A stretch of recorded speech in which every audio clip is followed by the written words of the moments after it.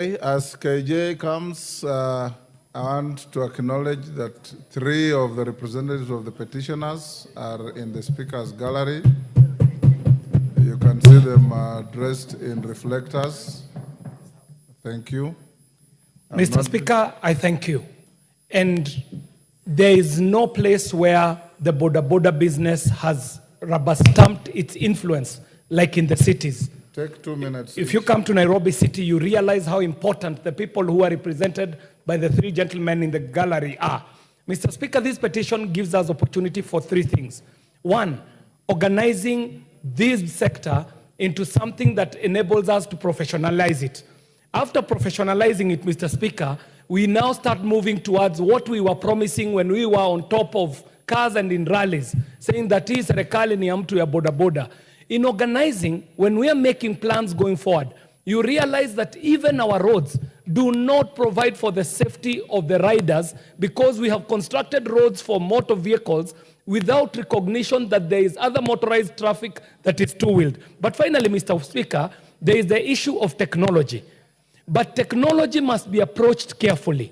When we talk about hailing applications, we've got to ask ourselves, how is the share of the proceeds done between the owner who is the proprietor of the technology and the person who has spent the money buying the boda, the person who is riding it, to the extent that we are realizing that if we move in technology that we do not own, we might end up enslaving our people with new technology that we're importing in a drive towards globalization, where we have companies that are not only just masking us with the idea that they are bringing in capital, but the real thing that they are doing is perpetuating an extractive economy, so that everything that we saw during the time of the slave trade, what we saw in colonization, can be perpetuated using technology that we import that we do not own. Let us develop our own technology to enable these people to have a hailing technology that is homegrown, so that all the proceeds, 100%,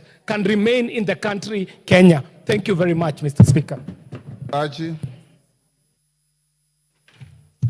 Thank you, Mr. Speaker. Mr. Speaker, also rise to support and to say that I think Dagoretti North is one of those serious constituencies that has taken into a 24-hour job creation, and mostly the boda. We now even have the electric bodas and Uber.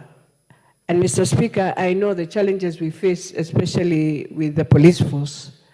And I'm hoping that this petition will come in, not just to look at the digital boda riders, but also to look at the whole sector of boda. That I want to see now as moving and ensuring every boda has a QR code. We have young people who have IDs who are, because it's a serious business, Mr. Speaker. Today, as I speak, I have very many young people who have refused to go to school also, who are just on these bodas. And I'm hoping even as the new police boss comes in, that this is one sector he's going to just create good jobs for our people, because we have people who are taking their children to school through this sector. So I want to really thank those who have brought the petition, and to say I know most of them are in Dagoretti North, and I will support them also, but I want us to support and have a better way of doing this work together. Thank you, Mr. Speaker. Last, Cherorot.